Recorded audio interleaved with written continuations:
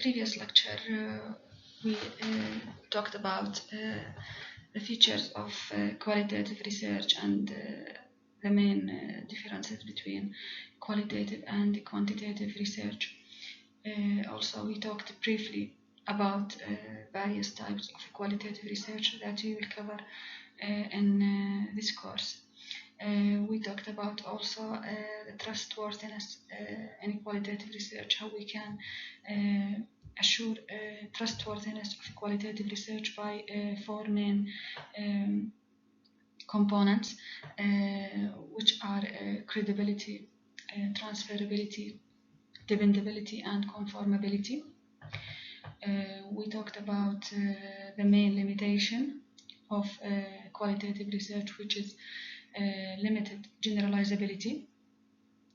In this lecture, we will talk about philosophical underpinnings of research and philosophical underpinnings of qualitative research in particular. Our lecture today will be about what we call as a research paradigms. Research paradigms can be defined as a group of common beliefs and agreements shared between researchers about how problems should be understood and should be addressed. So in research, there are various paradigms, and these paradigms are different among different textbooks. We will cover today these paradigms, and you will be able to see that there are different paradigms that can be adopted in qualitative and quantitative research, and also in the mixed method research that we talked about it in the previous lecture. As an introduction, what you can see here in the figure in this slide, you can see that the research paradigm includes ontology, and you will be able to understand the meaning of ontology throughout the lecture, epistemology, and methodology.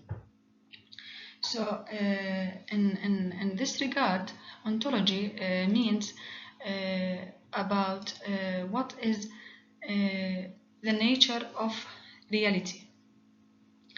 Epistemology means how do you know something, and methodology means how do you go about finding this reality out. So the method that you will use to find the reality, and we will talk about them throughout this lecture.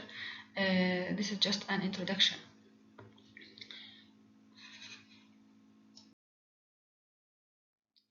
So the learning objectives from this lecture. After this lecture, you should be able to understand the meaning of research paradigm. You will be able to know what is the meaning of research paradigm, and recognize the components of research paradigm that we already talked about them in our introduction, which are ontology, epistemology, and methodology. And you will know that different type of ontologies and epistemologies and different type of research, quantitative, qualitative, and mixed method research. You will be able to describe the types of research paradigms. As we said, the research paradigms or beliefs of researchers is different among different types of researchers. For example, quantitative research goes with a positivist paradigm, while qualitative research goes with constructivist paradigm, and we will explain that throughout the lecture. As we said, you will be able, after the end of this lecture, also to distinguish between quantitative and qualitative ontologies and epistemologies. So we will start our lecture by an important concept that we mentioned in the previous lecture, which is related to the emic and ethic distinction. We already said in the previous lecture that emic is the insider perspective of a particular phenomenon or particular event. And we said that ethic is the outsider view or perception regarding particular event or phenomenon or any other occurrence. So, emic and ethic, these are terms addressing rules of knowledge, language. They have origins. Both terms, emic and ethic, have their origin in phonemic and phonetic. Phonemic and phonetic are both terms are frequently used by linguists in the field of linguistics. So, phonemic, it has the word emic, and phonetic has the word ethic. So, phonemic mean how, in regarding to linguistics, how native speakers see their language. So, how the insiders or those who talk in particular language see their language. Applying this to research or taking the word emic means how culture see themselves, or how the insiders in that culture see their culture, or how the individuals in particular culture see their culture. On the other hand, when we talk about ethic or phonetic, phonetic means how outsiders see a particular language. So talking about ethic means how others or how outsiders see a particular culture. Okay, so in this regard we can understand that emic, which is the insider view of their culture, or applying that to language, how native speakers see their language, is we can understand that phonemic is associated with qualitative research. So as you can see in the slide, emic refers to constructs or behaviors that are unique, as we said, to an individual or culture or sociocultural context that are not generalizable. Okay, for example, the Jewish high holidays or the Christian Easter celebration are not universally acknowledged, as these concepts are religion specific. So when we talk about emic, we are talking about a particular context or particular culture. On the other hand, when we talk about ethic, which refers to universal laws and behaviors that transcend cultures and apply to all humans, that means they can be generalized, which is the case in quantitative research. So, for example, the concept that people are biological organisms is an ethic concept, in that we all need to eat, drink, and sleep to survive. So, again, we need to understand this in a way that emic is associated with qualitative research, which is the insider perception of a particular phenomenon, and the ethic is the outsider perception of a particular phenomenon and is associated with the quantitative research. So another important point that we discussed in the previous lecture was the induction in qualitative research and deduction in quantitative research. In this slide, I need to focus on the concept of what we call research wheel, and you need to know that the main difference between the quantitative and the qualitative research on this research wheel is the starting point, where in the qualitative research, we start from observation or data and goes to theory to generate a theory. However, which means we are going from specific to general. However, in quantitative research, we start from the theory. We have already existing theory, and we need to test this theory by collecting quantitative data. So the only difference between the qualitative and the quantitative research and on the research field is in the starting point, as we mentioned. So now we'll start talking about the main topic of this lecture, which is research paradigm. So what is meant by a paradigm?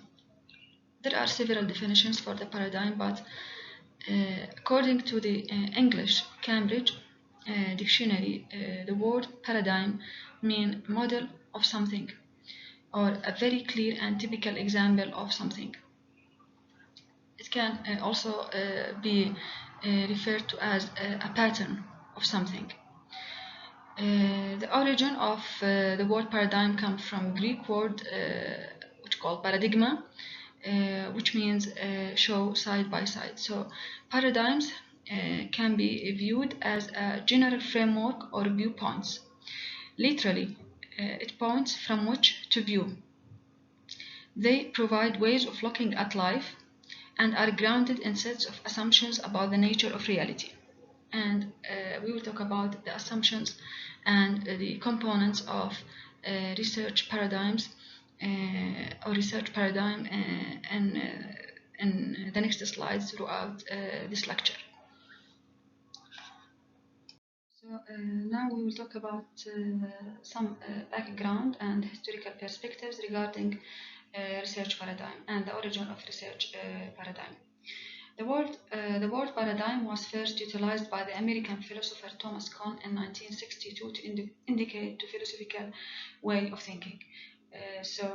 The word paradigm has its origin in Greek, where it means a pattern. So the meaning of paradigm in Greek is a pattern. A research paradigm is the set of common beliefs and agreements shared between scientists about how problems should be understood and addressed. So as we said, it's mainly goes to the philosophical way of thinking toward particular issues or particular events or phenomenon from the researcher. It includes the abstract beliefs that shape how a researcher views the world. So it's mainly related to the view of the researcher to the world and how she or he interprets and performs within that world. And we will talk about it in more detail and take some examples in the next slides. So now we will continue talking about research paradigm or background about research paradigm. As we said in our introduction, methodology is only one component of research paradigm. So we cannot say that research paradigm is a methodology. What we can say that methodology is a one component of the paradigm. The research paradigm can be seen as a philosophy that directs the process of research in a specific direction or in a specific manner. In text box of qualitative research, there are many definitions for research paradigm, and you can have more than the definition that you can see in this slide. Firstly, paradigm can be viewed by as the way of comprehension of the world reality and investigating it. It could be seen as the framework that directs research and practice in a field. It could be defined also, research paradigm, as the lens by which the researcher can view and comprehend the reality. So the paradigm and research questions determine data collection and analysis methods most suitable for research.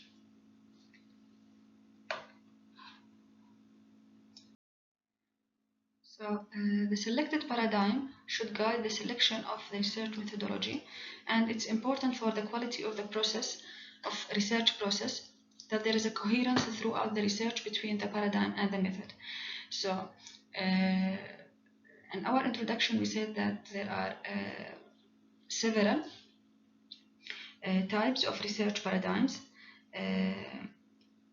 The main research paradigms are positivist or positivism, constructivism, and pragmatism.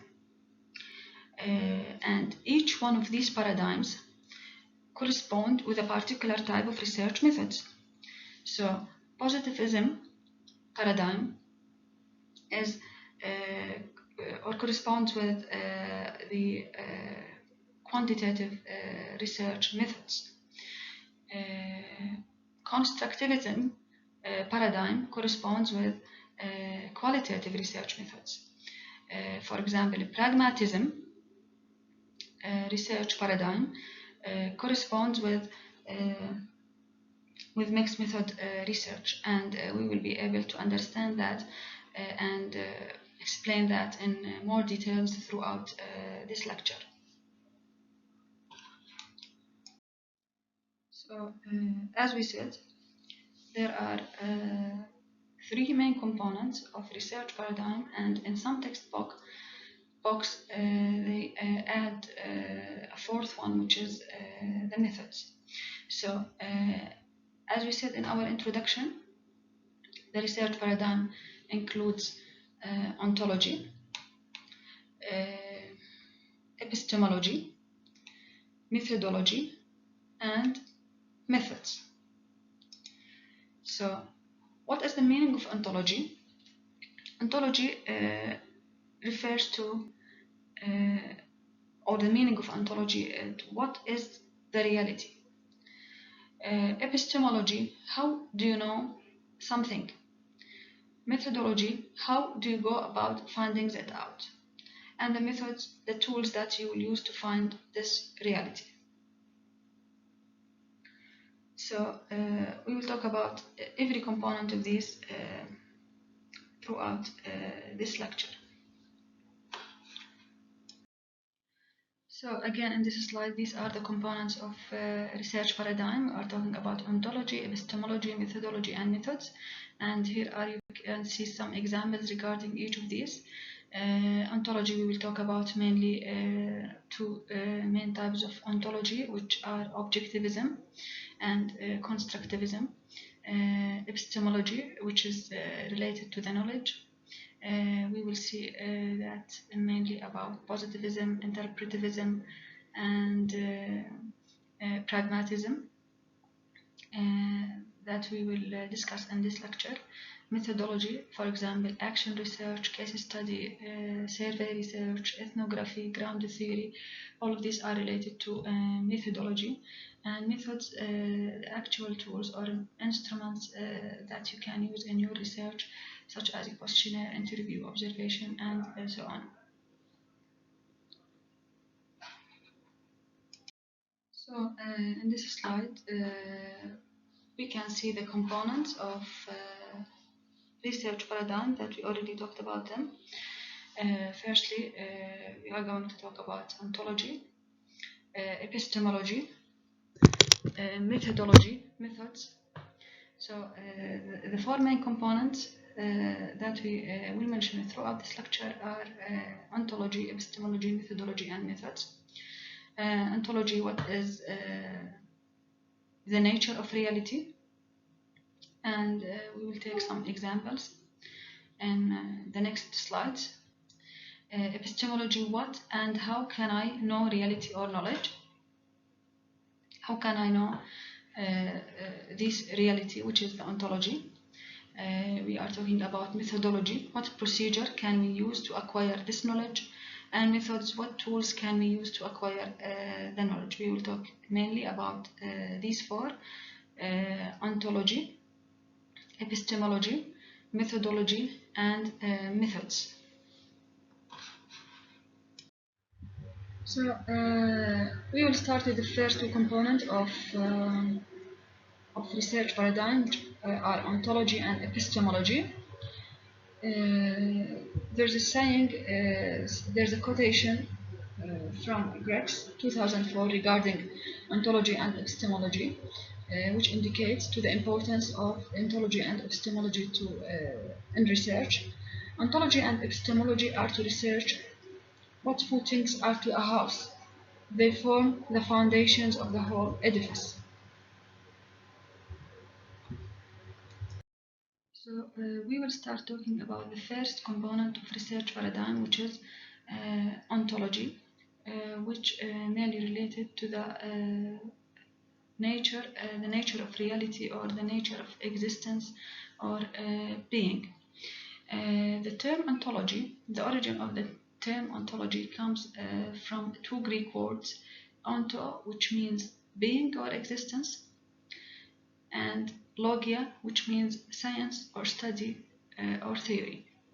So from this we can say, or we can understand that ontology means the science or study of being, existence, or reality.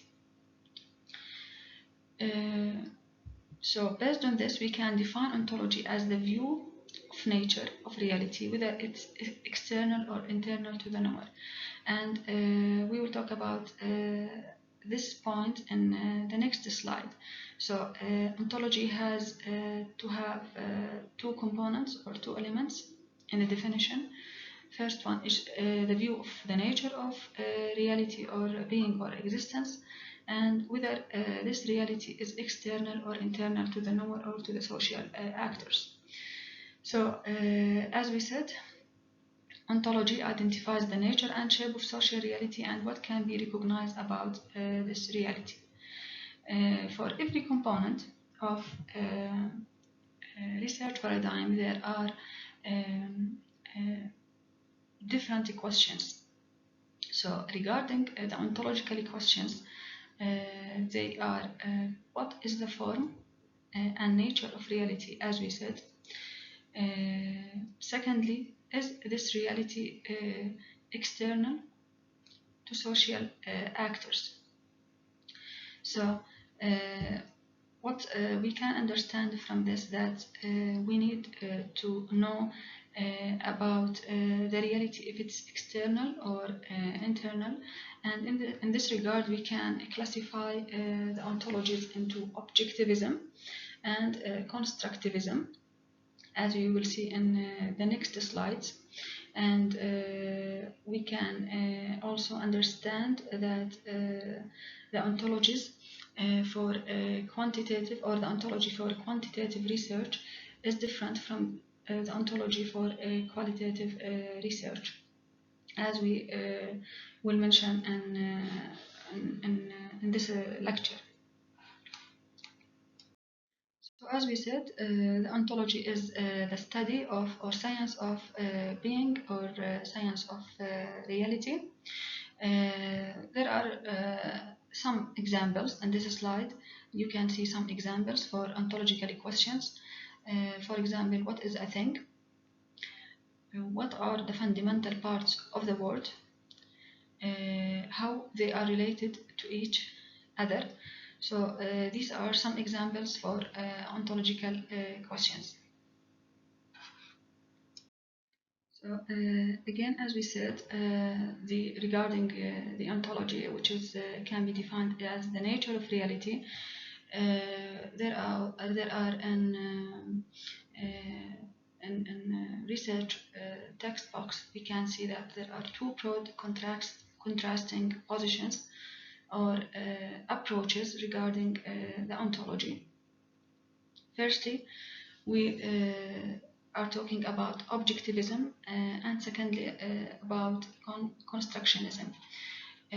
Regarding the objectivism, we can say that the reality is out there without influence from the social actors. In this regard, we can say that objectivism is or corresponds with what we call external reality. So that means that the reality is out there without influence of from social actors, and what we can see here, that it holds that there is an independent reality. So the reality is out there. There is no influence. There is no construction from the social actors in this reality. The second approach for ontology is constructionism. From its name, constructionism means there is a constructed reality, not as in the objectivism, which is an external reality. So in constructionism, there's assumption that reality is the product of social processes. What does that mean? That means that in constructionism, social actors play a critical role in construction of the social reality. And in this case, we can call it as a constructed reality. So social actors in constructionism have an active role in construction of social reality. So you need to be aware of these both ontologies, and to know that objectivism is related to what we call external reality or independent reality from social actors, and constructionism, from its name, it's constructed reality from the interaction or product of social processes between the social actors. In this regard, we need also to understand an important point regarding this slide. When we say objectivism, we are mainly referring to quantitative research, which indicates that there's only one independent reality or external reality in the case of quantitative research, which correspond with the objectivism ontology. The word constructionism or deconstructionism is mainly associated with the qualitative research. So in this case, we can understand that the reality in qualitative research is the product of social processes, or what we call constructed reality, where the social actors have an active role in construction of social reality. So objectivism ontology is associated with quantitative research, and constructionism ontology is associated with qualitative research. And we will talk about this issue, and it will be it will be clearer throughout this lecture. So again, as we said in the previous slide, the ontological question leads the investigator or the researcher to ask what type of reality is existent. A single reality, which corresponds with objectivism, which is an, as we said, independent reality or external reality, which is out there without the influence of social actors, or socially constructed realities, as in the case of constructionism ontology, as we said in the previous slide. And in this case, there are multiple realities that are constructed by the social actors who have an active role in constructing this social reality. So we come to the second component, which is epistemology. The meaning of epistemology is the study of knowledge. It includes the nature of the knowledge, its possible scope, and its necessary limits. So, firstly, we must determine the nature of knowledge. That's what does it mean to say that someone knows or fails to know something. This is a matter of understanding what knowledge is and how to distinguish between cases in which someone knows something and cases in which someone does not know something. Also, in epistemology, we must determine the extent of a human knowledge, which means the limits or the limitation to knowledge. That is, how much do we or can we know? How can we use our reasons, our senses, and other resources to acquire knowledge? Are there limits to what we can know? For instance, are some things unknowable? Is it possible that we do not know nearly as much as we think we do? Should we have a legitimate worry about skepticism, the view that we do not or cannot know anything at all? So now we get to the second component of research paradigm, which is epistemology. The term epistemology comes from the Greek word episteme, which means knowledge. So, as we said, ontology means the nature of reality, or the study of reality or existence or being. Epistemology means the study of knowledge or science of knowledge. As we can see, epistemology is the philosophy of knowledge, or how we come to know. So it's closely linked to ontology and methodology and involves the philosophy of reality. There is what we can see there is differences between ontology and epistemology. Ontology, as we said, involves the philosophy of reality. Epistemology addresses how we come to know that reality, while methodology identifies the particular practices used to attain knowledge of it.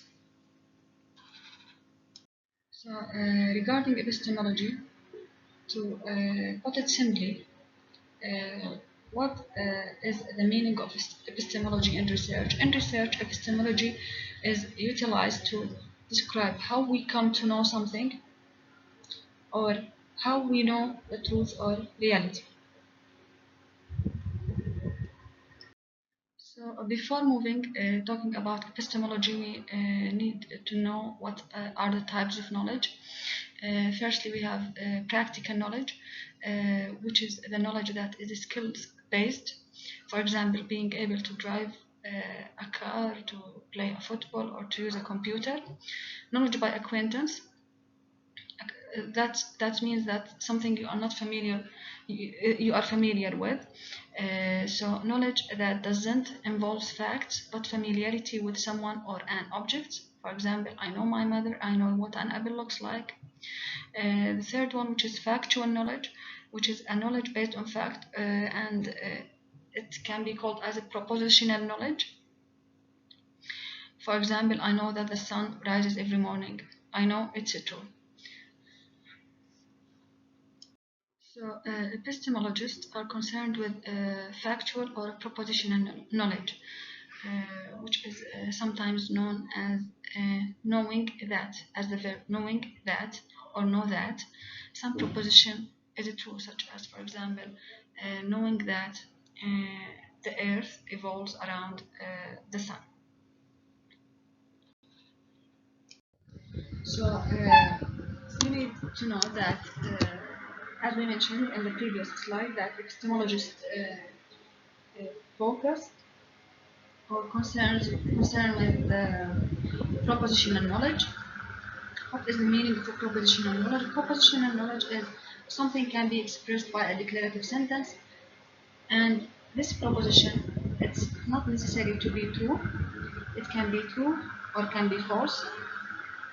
As you can see in these examples, for example, dogs are mammals. 2 plus 2 equals 7.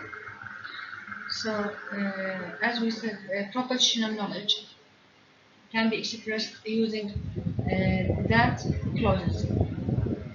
For example, if you can see in the slide, he knows that Houston is in Texas, or she does not know that. So either knows that or does not know that. The square root of 81 is 9. So, as we said, epistemology, what are the type of knowledge that they concerned with? It's the propositional knowledge, which can be true or false, and is appropriately expressed using knows that or does not know that clause.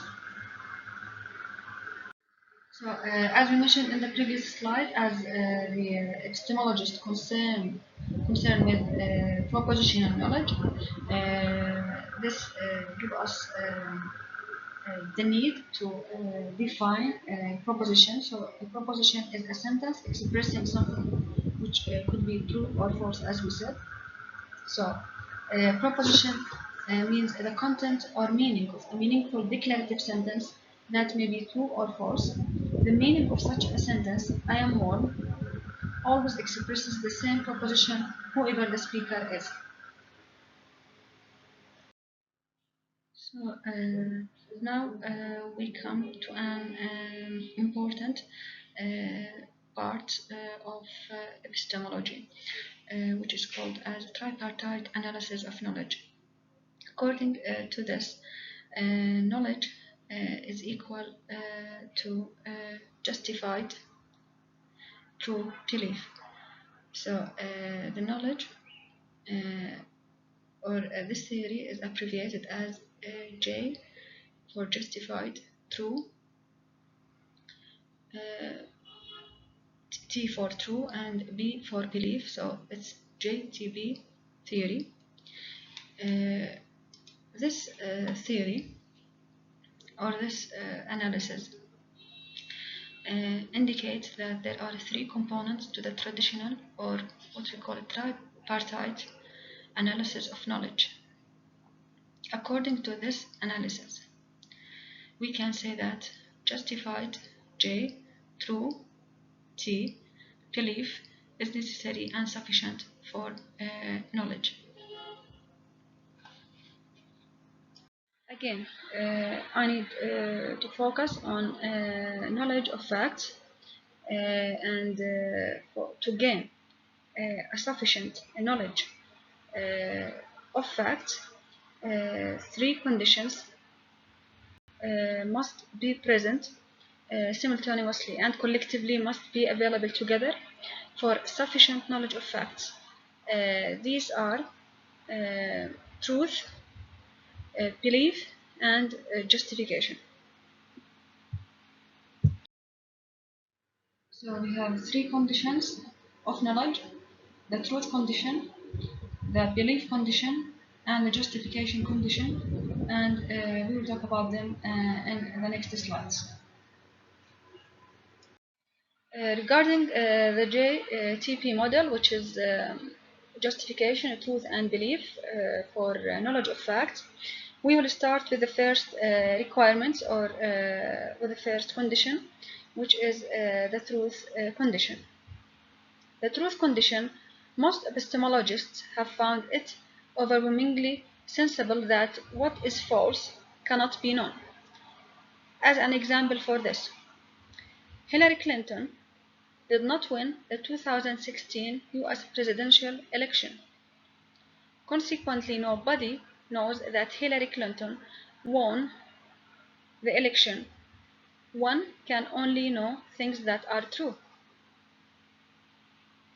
So, first requirement, as we said, or first condition for sufficient knowledge of facts is the thing to be true. You cannot know something that is false, as in the example that we just mentioned. Now we get to second condition or second requirement for having or not for knowledge. Firstly, we talked about truth. Now we will talk about the belief. The general idea behind the belief condition is that you can only know what you believe in. So failing to believe something precludes knowing it. For example, one might believe something by virtue of being pretty confident that it's probably true. For example, someone who considered Clinton the favorite to win the election might be said to have believed that Clinton would win in the election. So, firstly, we talk about truth, then we talked about belief. The third requirement, which is the justification, will in the JTP, we'll talk about it in the next slide. Now we come to the third condition of knowledge in the justified true belief theory or model of knowledge. Justification means providing evidence for the true belief. So, in the justified true belief account of knowledge, knowledge is a true belief which is justified. Justified has the evidence. So, propositional knowledge, which is the main concern in epistemology, requires justification. This justification, they call it as epistemic justification. So it requires that a knower has adequate indication that a known proposition is true. That adequate indication constructs a sort of evidence, and such evidence is known as epistemic justification. So epistemic justification is all about providing evidence for the true belief. So epistemic justification is needed to exclude coincidentally true belief, such as lucky guess mark, and to provide for the adequate relation between the belief and the truth condition for propositional knowledge. So, all in all, knowledge as a justified true belief. So, in this context, we can see what do we mean when we say we know something like I know my friend Tom is sitting next to me, or in formal terms, what does I know that P mean? It means three things. Firstly, we have to believe that P, we must have the belief. Our belief in P has to be justified, warranted, or backed up by sufficient evidence, which is the justification condition. So we should believe, firstly, to know something, we should believe. We have to provide an evidence for this belief, and this belief in B has to be true. So, in this regard, I can say that I know that P if these three conditions are fulfilled, which are belief, justification, and truth. So, as we said, epistemology is related to knowledge, which comes from two Greek words, as we said about ontology, epistem, which means knowledge or understanding, and logia, which means the science or study. So it's the science of knowledge. So epistemology, a related view of the type of knowledge that can be generated and a standard for justifying it. Epistemic understanding determines the type of knowledge, as we said, available to or required by the researcher to place them within a given topic area. So mainly it's related to knowledge. So similar to what we talked about the ontological questions, there are several epistemological questions which are mainly related to the nature of knowledge or theory of knowledge. You can see here in this slide some epistemological questions. For example, what does knowledge mean? How is knowledge acquired? How do we know what we know? How can the researcher come to know this reality? What is the basis for true knowledge? And are there limitations to what we know? So all of these questions are related to knowledge, which is the main aspect in the epistemology. So we will continue talking about epistemology and similar to what we said about ontology when we said that ontology relates to the nature of reality, and we said that it could be a singular external reality, which goes with the quantitative research, or multiple or socially constructed realities, which goes with qualitative research. So, adhering to an ontological belief guides one to a certain epistemological assumptions. For example, if we are with the first ontological belief, which is we have a singular truth or reality, in this case, the posture of the knower or the researcher must be one of objective detachment to be able to reveal how things really are. So, if a singular, verifiable truth is assumed, which means that our ontology is to have singular reality, what is the posture of the knower, or the epistemology in this case? The posture of the knower must be one of objective detachment or value freedom. So there is objective investigation of the particular phenomenon in this case. There's the knower or the researcher will be value freedom in this case to be able to discover how things really are and how things really work.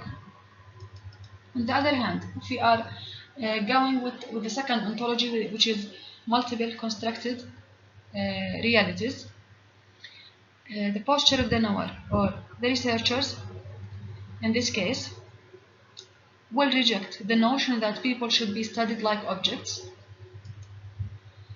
of natural sciences. They get involved with the subjects and try to understand the phenomenon in their context, which goes with the qualitative research. And the researcher in this case will not be a value freedom, as in the first case.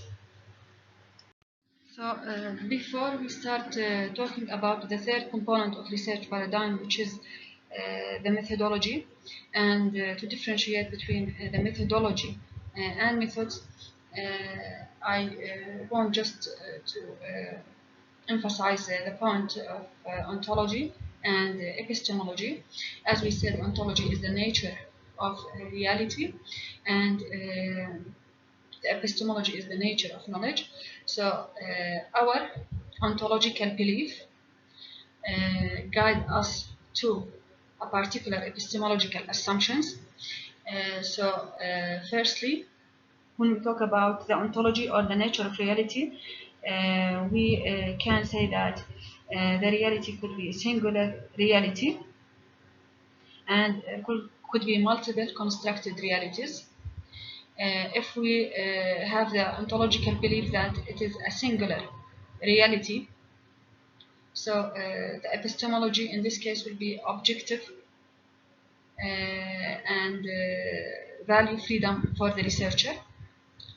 If we assume or if we have the belief, the ontological belief that there are multiple constructed realities, our epistemology in this case will be subjective and means the subjective nature of knowledge and the value of researcher in this case, and which goes with the qualitative research.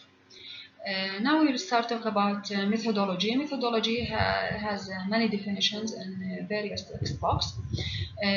Methodology can be defined as a disciplined approach to generating knowledge. Another definition for methodology is the pathway or approach of action that justifies the selection and employment of certain methods. So the methods, as we mentioned in our first lecture, are related to the tools or techniques that are used in collecting the data. However, the justification for using these methods comes under the concept of methodology. So, as we said, there are several definitions for methodology in various research textbooks. For example, one of research methodology definition by O'Sullivan was as the steps researchers use to collect and analyze the data. And as per Sullivan definition, the steps in research methodology involve firstly, deciding when and how often to collect data, developing or selecting measures for each variable, identifying a sample or test population, choosing a strategy for contacting subjects or participants, let's say, planning for the data analysis, and presenting the findings. So you need to be aware of the steps as per Sullivan definition. These can be considered the elements of research methodology. So when and how often to collect data, developing measures or tools, determining your sample, selecting your strategy for how you approach subjects or the population, and put your plan for analysis of the collected data, and finally presenting your findings.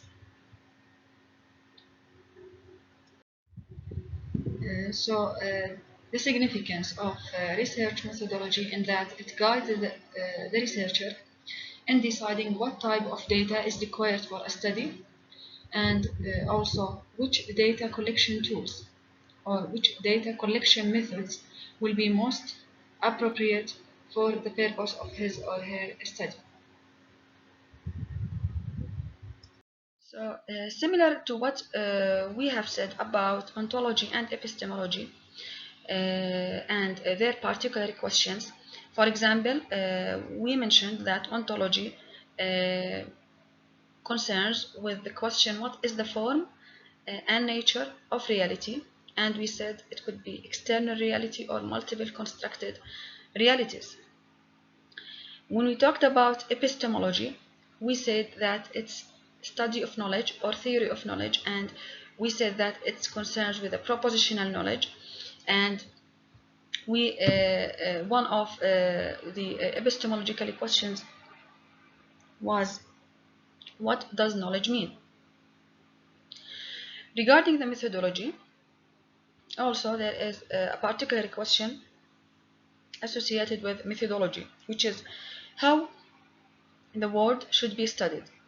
So, as we said previously, there we have the methodology and methods. Methodology consists of two words, which are methods and logia. Methods mean techniques or tools that we use in our research. Logia is a science of or study of. So collectively we can say methodology means study or science of methods. So we do not mean by methodology that it's the tools that is used in our research. However, they are the justification for using these particular methods. Why I will use these methods in my research. Why I select these methods. So it can be viewed as the philosophical underpinnings of research methods, or the justification of using particular methods. And what you need to know also that we can, or research methods is one component of research methodology. So research methods is only one component of research. Research methods is only one component of research methodology. So as we mentioned, methods are the means of collecting and analyzing the data. An important point we need also to stress on that research methods are not only related to the methods that you will use in your data collection. However, it also includes the methods of analyzing your data. Selection of particular method relies on the design of your study, if it's qualitative or quantitative research, and the research questions. So we can say that if our research questions is associated with, or it's what is the relationship or what is the association between two variables, then we will go with the quantitative research methods. And if we want, for example, and if we found in our quantitative research that there is an association between two particular variables, so and we need to explain why this relationship exists, so we need to go with the qualitative research methods. And we mentioned also that qualitative research methods in our first lecture is associated with how and why research questions, which is different from quantitative research. So as stated by Jonker and Pinnock in 2010, methodology can be viewed as a map, and the method can be viewed as a sequence of steps to move between 2 points on this map.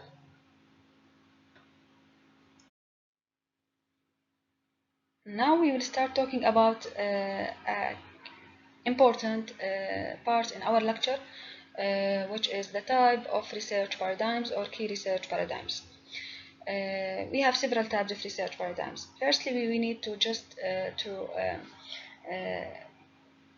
remember the outline of this lecture. We started our lecture by the definition of paradigms, and we said that there are several definitions of research paradigms, which was introduced by Thomas Kuhn.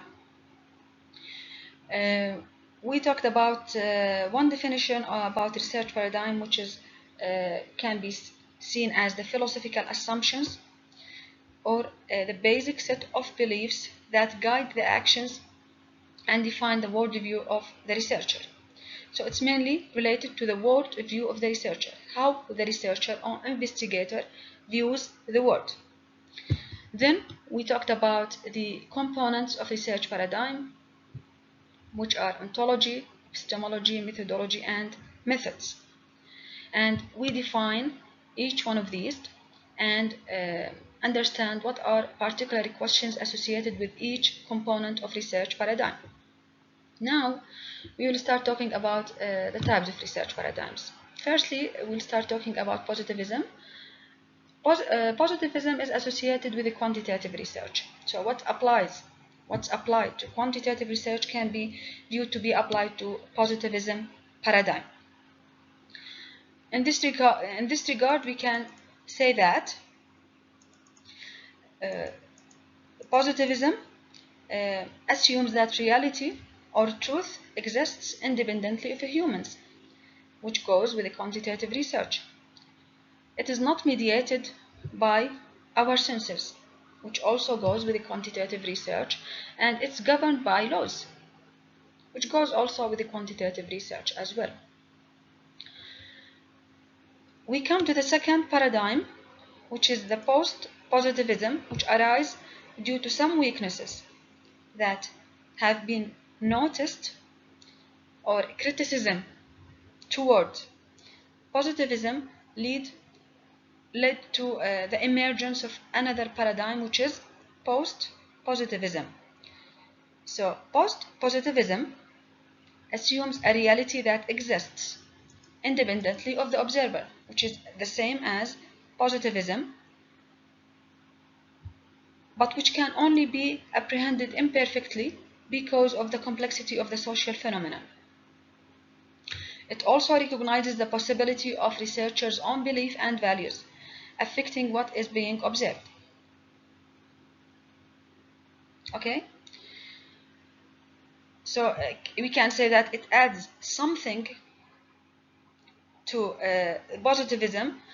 Positivism said that the truth or reality exists independent of the observer, and it's not mediated by our senses or by the researcher's own beliefs and values.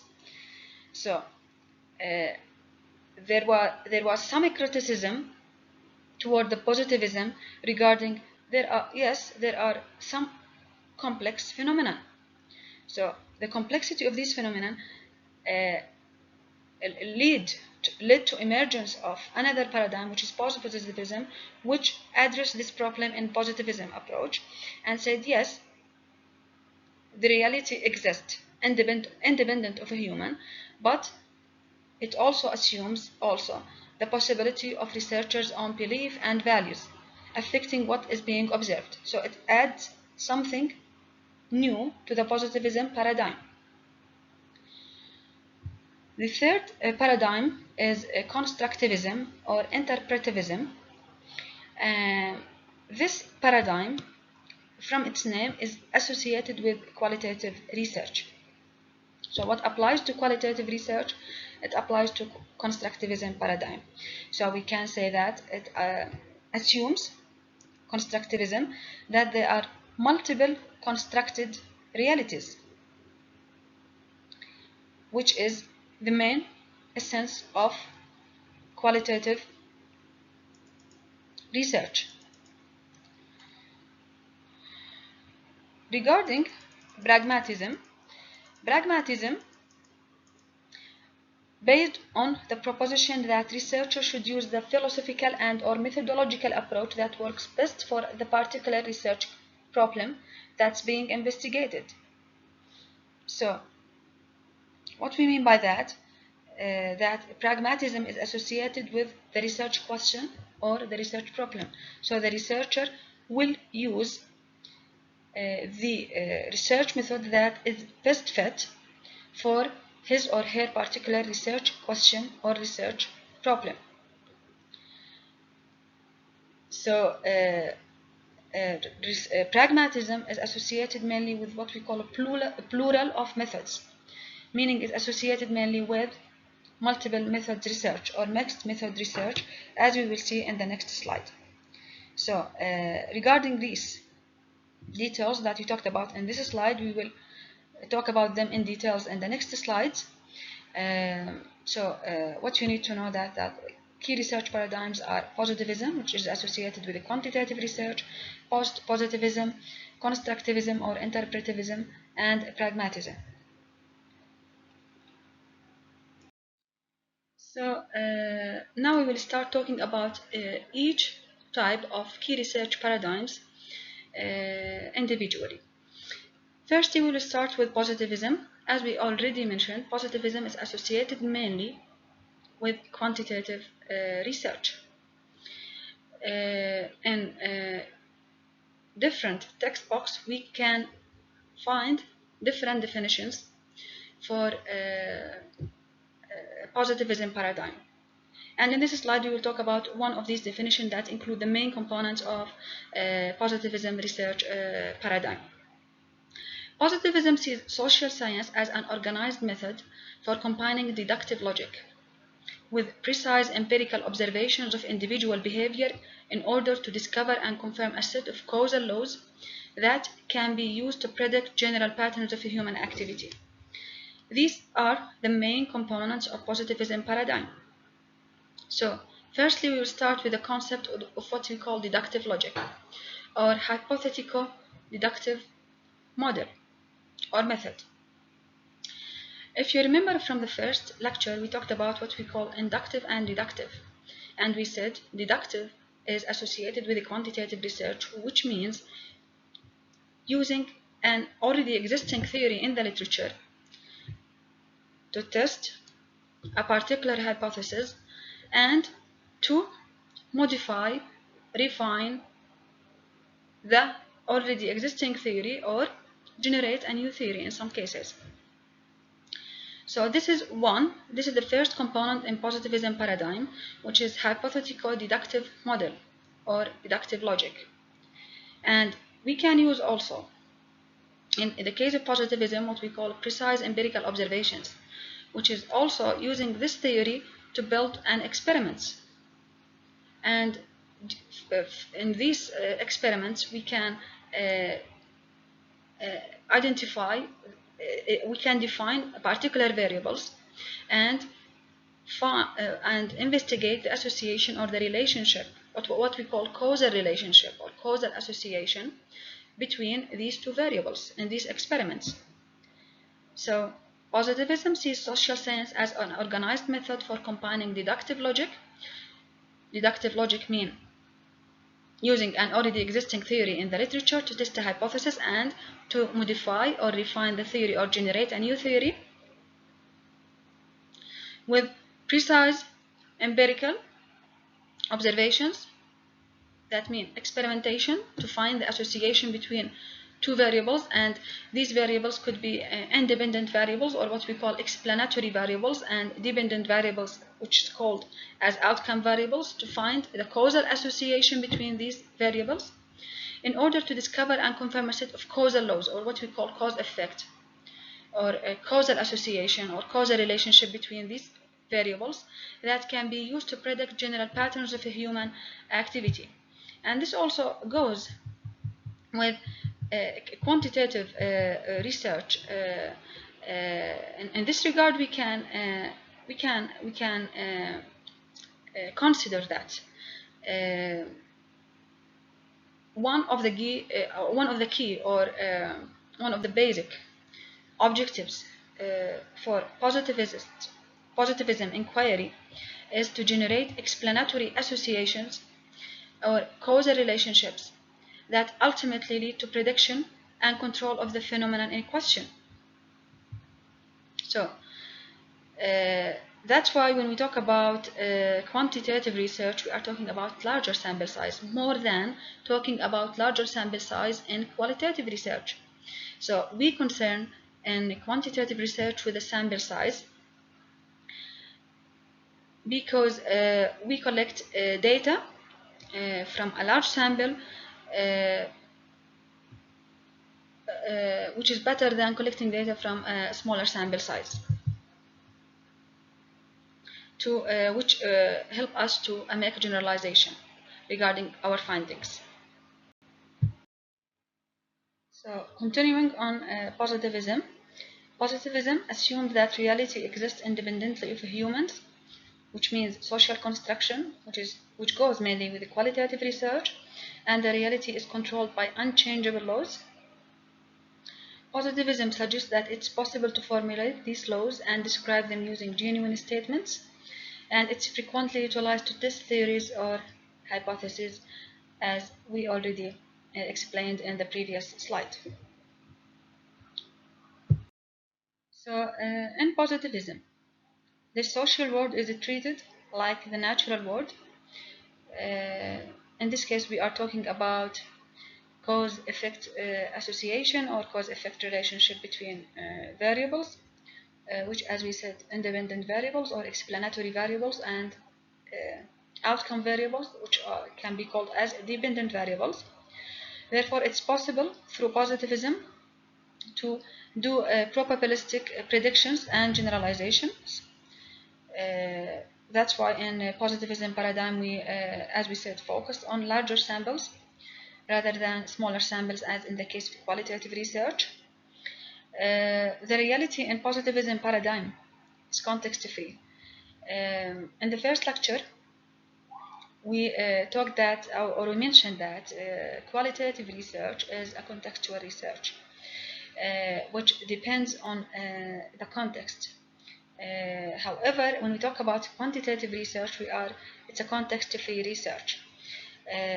What do you mean by that? That the researchers will get similar conclusions regarding the phenomenon under investigation in different times and places, no complete understanding of the phenomenon, insensitivity to context, complexity, and change. So when we talk about insensitivity to context, complexity, and change, we are talking about positivism paradigm because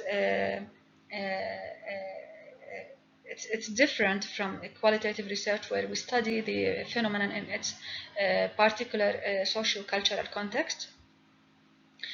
The epistemological position in the case of positivism paradigm is objectivism.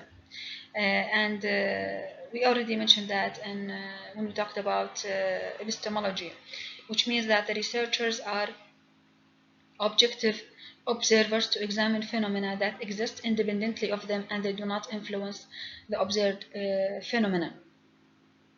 and we said that there's the researcher his value freedom in this case, and we talked about what we call detachment.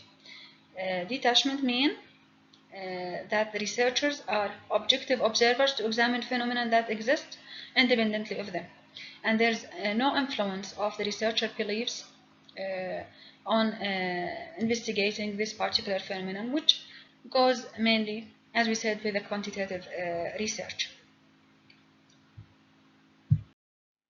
So observation and verification are key features for positivism paradigm. So verification means testing an already existing theory or hypothesis that's already found in the literature regarding the topic under investigation. So verification is an important concept in the case of positivism paradigm. The knowledge generated in the case of positivism paradigm is objective and quantifiable, as we already mentioned.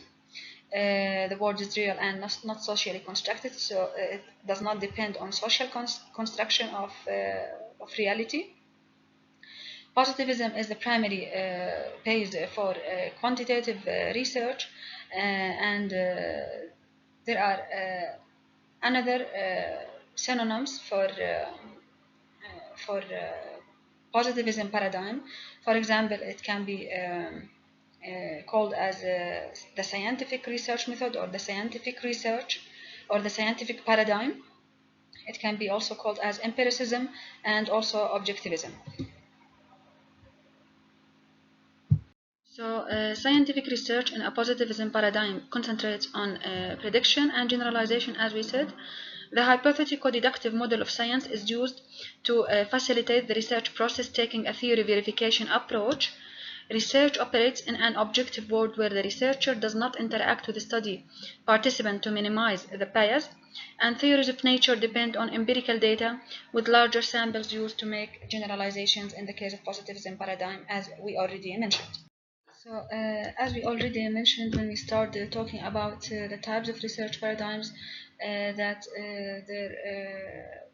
there were some criticism regarding positivism paradigm that led to emergence of a new paradigm, which is a post-positivism or critical realism paradigm. So the main points regarding positivism paradigm, that the issue of separation between the researcher and the research phenomenon, and of considering that the researcher and the research phenomenon have an independent existence, has been claimed as problematic in the positivism paradigm.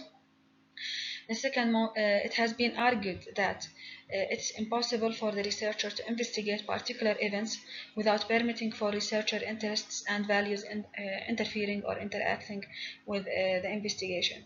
So the main point, or the criticism regarding positivism paradigm, is the point of objectivism, which is the detachment of the researcher from the phenomenon in question, which we already talked about it when we mentioned the key features of positivism paradigm.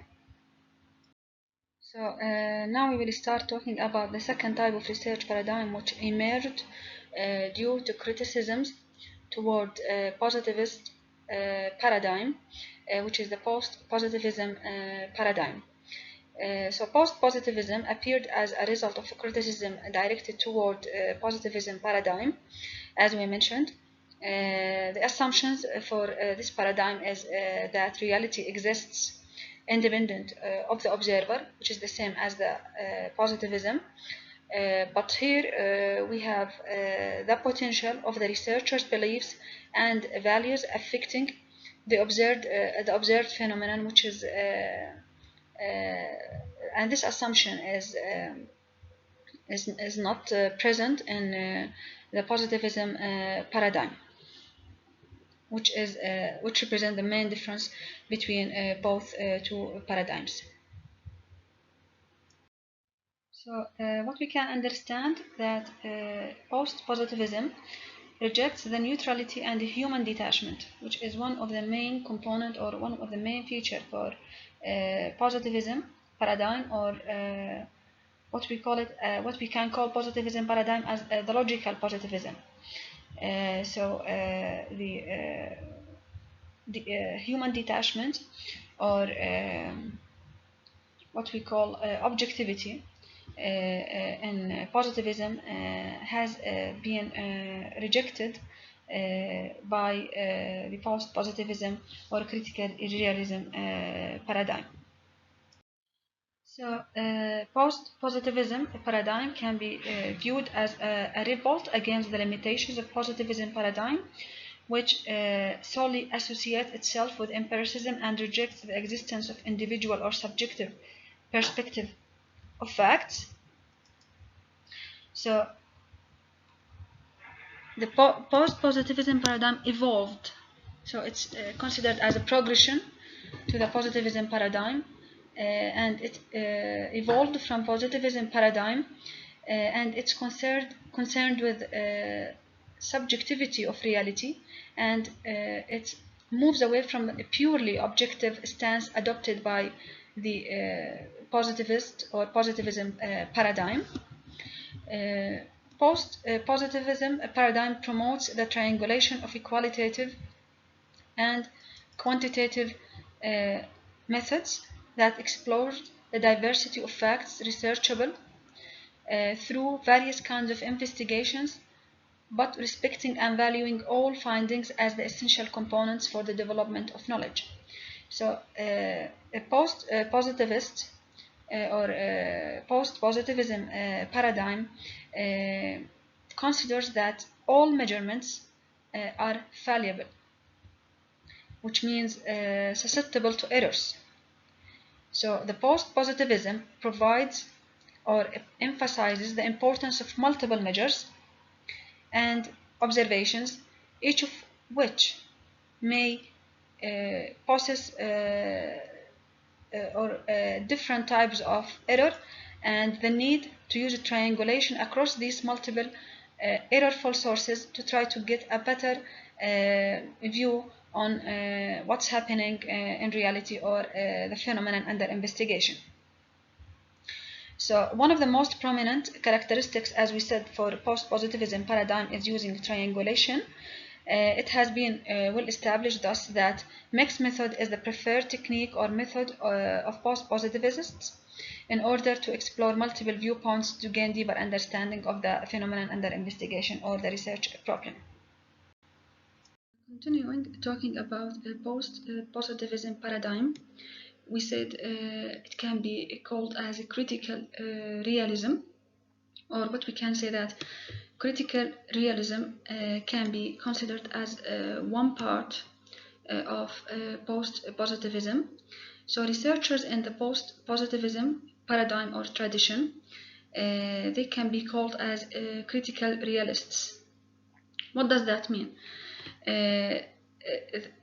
This means that they support the notion that objects exist, which is similar to positivism paradigm, but this recognition is accompanied by an understanding that some cannot be observed by the senses or experimentally tested, as in the positivism paradigm. So therefore, knowledge is always open to further investigation, and the truth of any matter is always forthcoming. That means, which support what we have said, that it's associated with using multiple methods or method plurality, and using of mixed methods research. So like positivism, critical realists accept that there are objective realities and agreements about these realities and truths. However, they argue that we cannot rely on positivism paradigm or tradition to understand the world. As such, critical realism is sometimes offered as an example of post-positivism paradigm. So what we can say about post-positivism paradigm as well, that post-positivism negotiate some of the conflicts and differences between positivism and interpretivism, which is associated with qualitative research, and that we will talk about it in the next slides. So as we said, the post-positivism paradigm offers a variety of methodological choices. So we can use quantitative and qualitative together.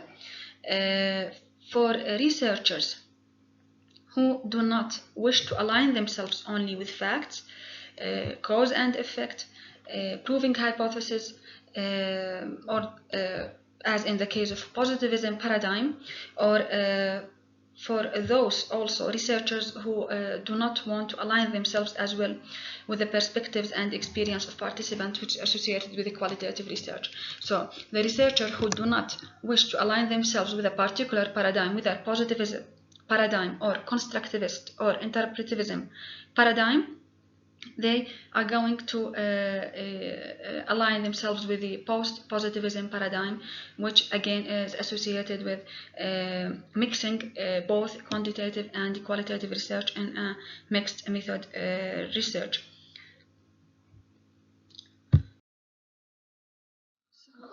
We finished talking about the first two types of research paradigms, which are positivism and post-positivism. Now we will start talking about the third type of research paradigm, which is constructivism or interpretivism, which is, as we said, is associated with the qualitative research.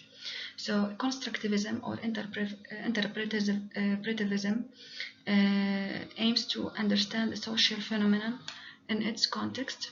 So it aims to produce or generate contextualized investigation of an event. So knowledge generated in the case of constructivism paradigm is context and time dependent, and interpretation of knowledge happens in its context. Constructivism paradigm also aims to understand how people make sense of their world and thereby construct meaning. So the knowledge in constructivism paradigm is generated or established through the meanings versus measurement in positivism paradigm. So through the meanings attached to the phenomenon under investigation. As we said, constructivism paradigm relies on qualitative data collection over an extended period of time, or qualitative data collection in general. So researchers interact with subject to study to obtain data. So research is based and depends on researcher interests and beliefs. As we said, it's subjective.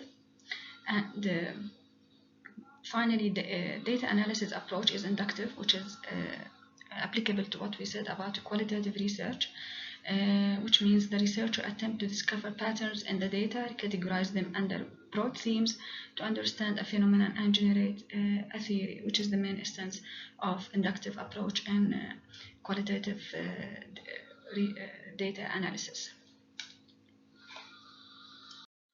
So the main difference or the main distinction between constructivism philosophy and positivism philosophy or positivism paradigm relates to the fact that while positivism argues that knowledge is generated in a scientific method, and we mentioned that there are some synonyms for positivism paradigm, such as empiricism, or can be called also as a scientific method. Constructivism maintains that knowledge is constructed by scientists. That's why it's called constructivism. So, interpretive research or constructivist research does not predefine dependent and independent variables, which is the case in the case of positivism philosophy or positivism paradigm. However, it concentrates on the full complexity. So it's associated with the complexity of the phenomenon or complexity of the human sense making as the situation emerges. And as we said, as constructivism paradigm is a context sensitive paradigm, while there's no sensitivity to the context in the case of positivism paradigm, as we mentioned. So, as we already mentioned, the constructivism paradigm is associated with the qualitative research approach, and here you can see the reasons for that.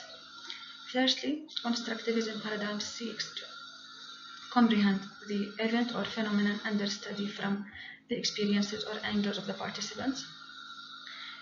Secondly, from its name, constructivism, because the researcher constructs meanings from the phenomenon under study through his own experiences and that of the participants in the study, which lead us to the third point, which is in his quest or in the researcher quest to find the true state of situation under a study. He or she sometimes engages in the activities as they are carried out by the residents, and we will see that in the case of ethnography. The researcher can be engaged and perform the same activities in the culture that he or she study, so that he experiences these activities himself, or can see others experiencing it, which is as in the case of observation.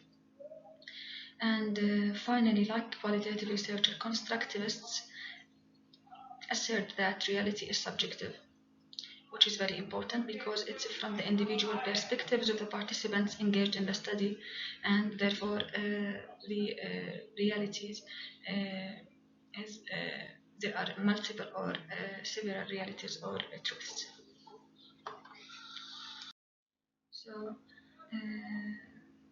as we are mainly talking about qualitative research, we need to know that qualitative research is based on constructivist ontology or constructivism or interpretivism paradigm, where there is no objective reality, which means that the reality in qualitative research is subjective, and there are multiple realities rather than single truth or single reality as in the case of positivism. And these realities are constructed by human beings who experience a phenomenon of interest, or the participants who experiencing a phenomenon of interest or a phenomenon under investigation. So one of the most important requirements for constructivist work or in constructivism paradigm is that the researchers spend enough time with the participants in their natural contexts.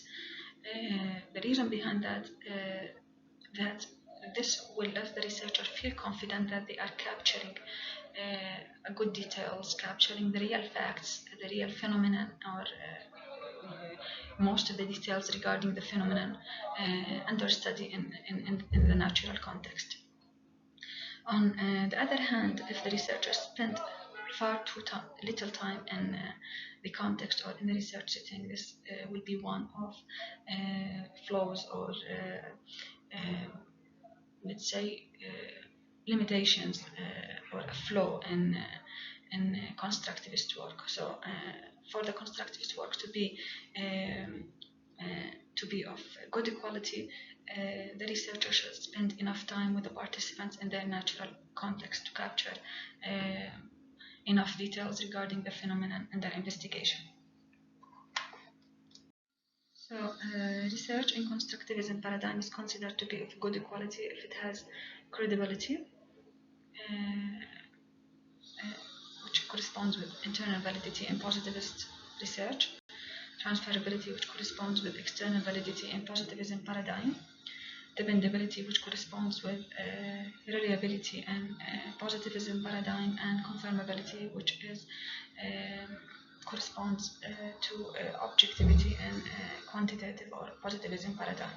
And these are from the first lecture are for criteria for trustworthiness of qualitative research: credibility, transferability, dependability, and confirmability.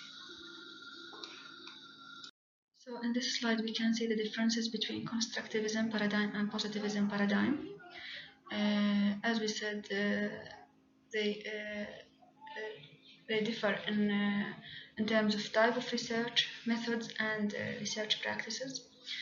Constructivism is associated with the qualitative research, while positivism is associated with the quantitative research. As you can see, the methods in constructivism constitute an open-ended questions, and the approaches emerging, as we said in the previous lecture, depending on textual data. Positivism associated with closed-ended questions, predetermined approaches, and numeric data. Regarding research practices, we are going in constructivism to focus on contextual investigation of a particular phenomenon and bringing personal values and beliefs and interests into the study and collects participant generated meanings. While in the case of positivism, where we test or verify theories, identifies variable of interest, which, as we said, independent and dependent variables, and uses standards of reliability and validity, as we mentioned, and employs statistical procedures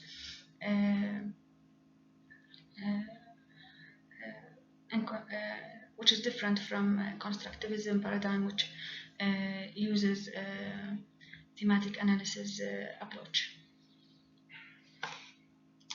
Now we will start talking about the last type of research paradigms, which is pragmatism. And what we need to know that pragmatism is not always referred to as paradigm or philosophy of science, since it's not committed to a single philosophy, as we will see, because it is associated mostly with a mixed method research. So pragmatism, from its name, originates from the Greek word pragma, which means action, activity, or the work done. So in this regard, we can understand the meaning of pragmatism as the philosophy that encourages people to find processes that work in order to achieve the desired ends, which means the most important point or the most important consideration in the pragmatism philosophy, or let's say pragmatism paradigm, is the research question. So your research question will determine which type of methods that you will use to answer your research question or to solve your research problem. So from its name, as we said, pragma, so it's rather concerned with the best practical way to answer a research question. As such, the research question is the pivotal point for the selection of method in the case of pragmatism paradigm. Thus, pragmatism is mostly associated with what we call a mixed method research, where we connect between qualitative and quantitative research. In this regard, the pragmatism try to connect between the induction and qualitative research and the deduction and quantitative research, and in terms we call it as abduction. So the process of connecting between quantitative research and deduction and induction in pragmatism paradigm can be referred to as abduction process. So as we mentioned in the previous slide, that pragmatism philosophy or pragmatism paradigm is associated with mixed method research, where the researcher combines quantitative and qualitative research. So in this case, we mentioned that quantitative research associated with deduction, or what we call verification of the theory, and the qualitative research is associated with induction, which is a generation of a new theory. So between them, what we call there's something called abduction or abductive reasoning, which is associated with the pragmatism paradigm. So a pragmatic approach is to rely on a version of abductive reasoning that moved back and forth between induction and deduction to connect theory and data. So it can convert observations into theories, which is the case in qualitative research, and then assess those theories through action, which is the case on quantitative research. So this abductive process is often employed by researchers who combine qualitative and quantitative methods in a sequential fashion. And when we will talk about mixed method research, we will talk about sequential mixed method research. and these could be explanatory, sequential, mixed method research, or exploratory. Depends on what comes first, whether it's quantitative or qualitative. And if it's qualitative come first, then quantitative follows. So this abduction process, or this abductive process, is employed by researchers who combine the qualitative and the quantitative methods in a sequential fashion, where the inductive goals of a qualitative approach are based on the deductive results from a quantitative approach, and vice versa. So for example, when we do mixed method research and we start with a quantitative research, and we have found particular findings, and we need to explain these findings, then we can make, or we can do, following this quantitative research, qualitative research.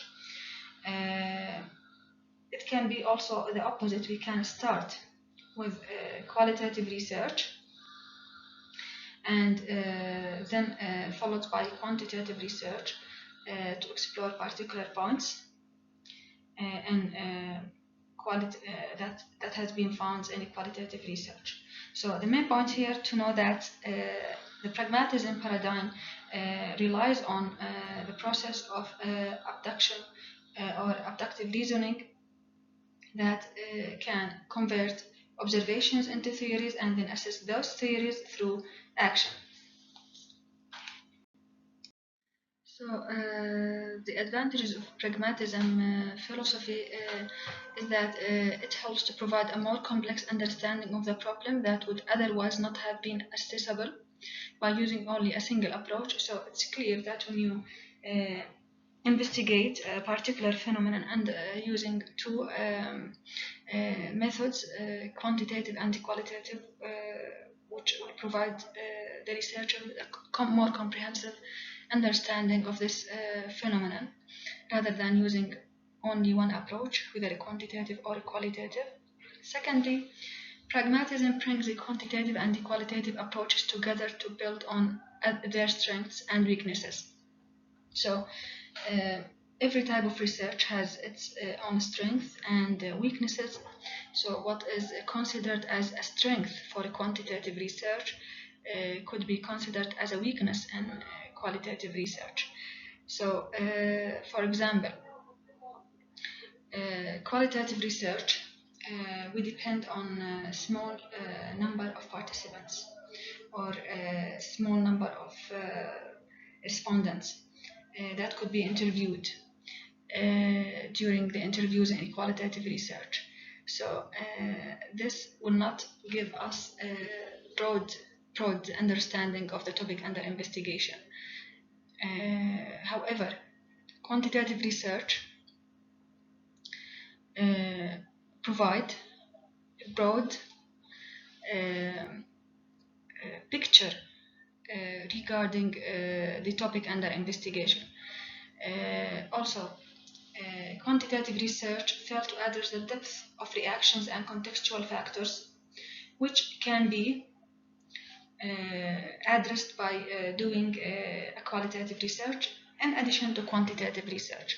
So the meaning that both type of research, quantitative and qualitative, can complement each other in the case of mixed method research and in the pragmatism paradigm. Regarding the challenges for pragmatism paradigm, as you know that we need to mix between quantitative and qualitative research in the case of pragmatism, then it's time consuming process. It needs awareness of the researcher for both types of research, quantitative and qualitative. It needs time in designing quantitative research, determining sample size, and conducting pilot study, establishing a tool for collecting data. And it also requires additional time for doing qualitative research and awareness of the researcher regarding the principles also of qualitative research. establishing your interview guide or interview schedule, recruiting of your participants, doing interviews, and so on. So it's really a time consuming process, and it needs a great commitment from the researcher toward his or her research.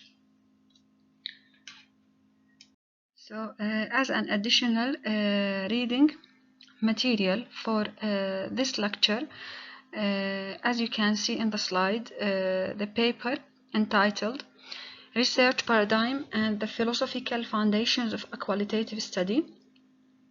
In this paper, you can see an application of the theoretical foundations of constructivism paradigm, which is associated with qualitative research.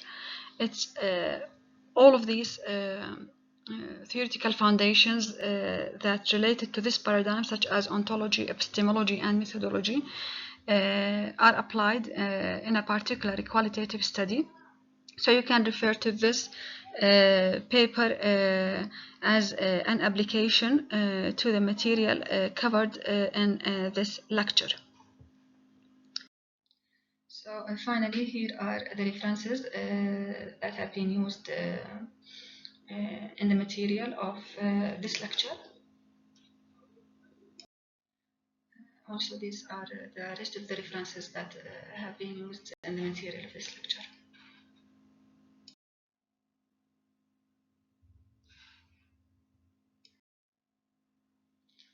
So thank you very much.